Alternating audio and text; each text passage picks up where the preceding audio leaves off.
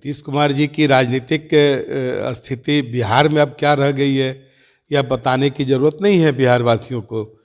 श्री लालू प्रसाद जी आज उन्हें हाशिए पर ला दिए हैं। जो अपराध और भ्रष्टाचार है उसको नियंत्रण करने में नीतीश कुमार जी असफल रहे हैं। और बनारस में भारतीय जनता पार्टी के सामने जनता दल यूनाइटेड अब कोई प्राथमिकता भी नहीं है। यानी किस किस प्रकार का पहलवानी इनके जो नीतीश कुमार के सहयोगी हैं इनसे कराएंगे और अंततः इनका क्या करने वाले हैं वो भी हम लोग को पता है।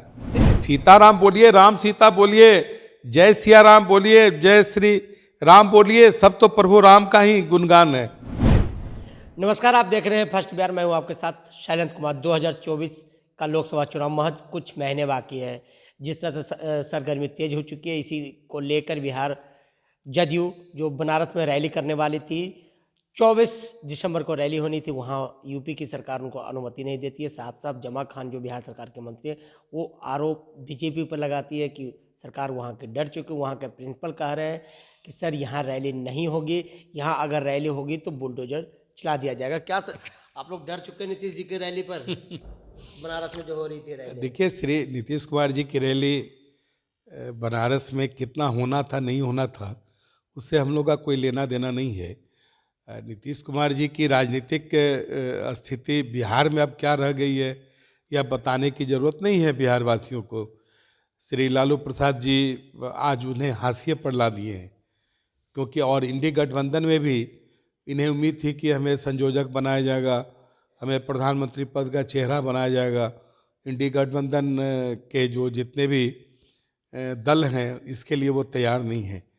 बिहार में जो अपराध और भ्रष्टाचार है उसको नियंत्रण करने में नीतीश कुमार जी असफल रहे हैं और हाल की कई टिप्पणियां उनके पूरे व्यक्तित्व को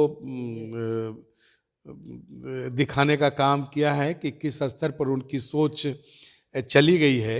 और जहाँ तक रहा बनारस की रैली की बात, तो बनारस की में उनको रैली करना है तो करें, उसमें ना भारतीय जनता पार्टी को क्या दिक्कत। आप लोग तो डर चुके हैं ना। बिहार सरकार के मंत्री जमा खान ने कहा कि हम वहाँ गए थे, 5 लाख जनता आ रहे थे उस स्कूल में। वहाँ के प्रिंसिपल ने कहा है साफ साफ कि सर हमको बुलडोजर नहीं चलाना है, कार्यक्रम नहीं होने देंगे। जमा खान जी पर बहुत टिप्पणी करने की आवश्यकता नहीं है। ये 10 लाख भी बोल देते, क्या हर्ज था? जब अंक में ही बोलना है तो लगता है कि 5 लाख ये कम बोले, इनको 10 लाख बोल देना था। पहले बिहार में तो वो 5 लाख का नीतीश कुमार की रैली करा कर दिखाएं। तो बिहार में रैली नहीं हो सकता? जमा नहीं, अब वो तो दिखाए ना, पहले बिहार में तो दिखाए ना। बनारस में वो 5 लाख की रैली करेंगे तो जमा खां जी को कौन रोका है? जमा खां जी जाकर कराएं। आप लोग एकता से डर चुके हैं। नीतीश जी की रैली हो रही थी, देश में उनकी चर्चा और बनारस में भारतीय जनता पार्टी के सामने जनता दल यूनाइटेड अब कोई प्राथमिकता भी नहीं है। हम एक मजबूत नेतृत्व में काम करते हैं। आगे 2024 के चुनाव में 400 से ज़्यादा सीटों पर चुनाव जीतकर हम सब केंद्र में सरकार बनाएंगे। और नीतीश कुमार जी मुख्यमंत्री के रूप में उनकी जो प्रतिबद्धता है बिहार के आम लोगों के प्रति, उनके बेहतरी के लिए, कानून व्यवस्था को दुरुस्त करने के लिए, वो सारी चीज़ें कहीं न कहीं काफ़ी वो उन्होंने पीछे छोड़ दिया है और बिहार का शासन उनके हाथ से निकल चुका है। इसलिए जमा खां लगता है नए छत्रप के रूप में आए हैं। हाँ, नहीं, जमा खां जी नीतीश कुमार के नए छत्रप के रूप में लगता है कि उन्हें लाया है। तो जमा खां जी जितनी की रैली करानी हो एक बार बिहार में करा लें, फिर उत्तर प्रदेश और जितने जो देश के राज्य हैं वहाँ भी करवा लें, क्या दिक्कत? बिहार सरकार के भवन निर्माण मंत्री अशोक चौधरी भी तंज करते हुए नजर आए। उन्होंने कहा कि बिना मैदान में आए हुए पहलवानी कर रहे हैं, मैदान में आके पहलवानी करें। नहीं, देखिए, अब मैं इन मंत्रियों पर क्या टिप्पणी करना है। सारा बिहार, सारा देश जानता है कि नीतीश कुमार जी किस प्रकार से राजनीतिक हाशिए पर चले गए हैं और इनको अपनी राजनीतिक पहलवानी दिखाना है तो देश के सभी हिस्सों में करना चाहिए। एक इंडी गठबंधन में तो ये पहलवानी दिखाने का प्रयास कर रहे थे, लेकिन इन्हें कोई भाव नहीं दिया। तो पता नहीं किस किस प्रकार का पहलवानी इनके जो नीतीश कुमार के सहयोगी हैं इनसे कराएंगे और अंततः इनका क्या करने वाले हैं वो भी हम लोग को पता है। एक आखिरी सवाल सर, बिहार सरकार के मंत्री अशोक चौधरी ने ये भी कहा है कि माँ जानकी की मंदिर अब बिहार में बनने वाली है, खाली राम मंदिर से नहीं होने वाला, अब सीताराम की भी मंदिर होनी चाहिए। बिहार सरकार नहीं, ने ये तो कैबिनेट अच्छी से बात है स्वीकृत कर कि दिया। बिहार में माँ जनक नंदिनी माँ जानकी का मंदिर बन रहा है, तो ये अच्छी बात है, इसमें खराब बात क्या है? आप तो सिर्फ अयोध्या की बात करते हैं, माँ जानकी की नहीं बात नहीं, ही नहीं अयोध्या करते। अयोध्या में सीताराम तो- बोला जाता है, राम अरे सीता नहीं बोला अयोध्या जाता में है। अयोध्या की परिस्थिति अलग थी।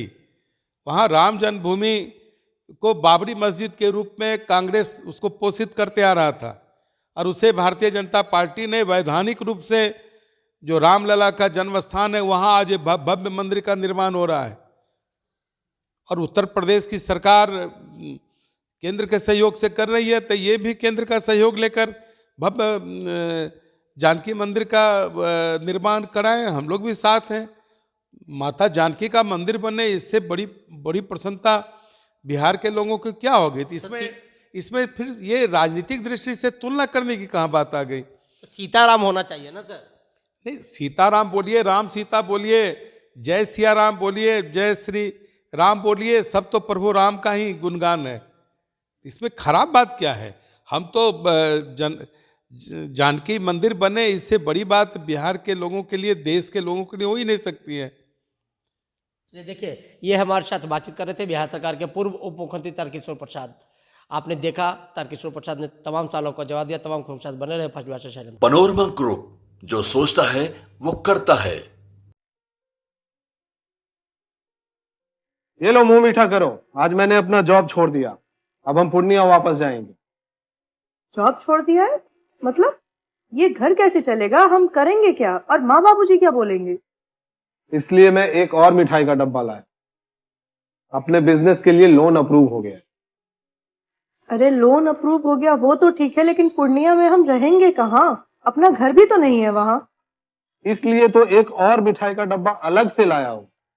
हमने पूर्णिया में घर ले लिया है, पूर्णिया के ई होम्स पैनोरमा में।